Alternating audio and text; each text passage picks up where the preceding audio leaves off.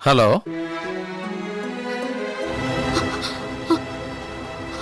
Hello ആരാണ്?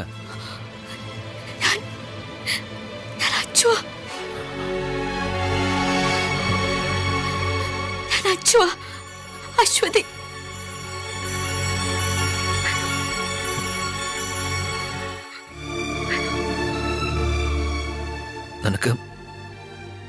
നിനക്ക് സുഖമാണോ? എന്നെ മറന്നോ? മറന്നത് ഞാനല്ലോ, നീയല്ലേ? ഞാൻ മറക്കോ? മറക്കാനാണെങ്കിൽ എനിക്ക് ഇത്രയും നാൾ കാത്തിരിക്കാൻ പറ്റുമോ?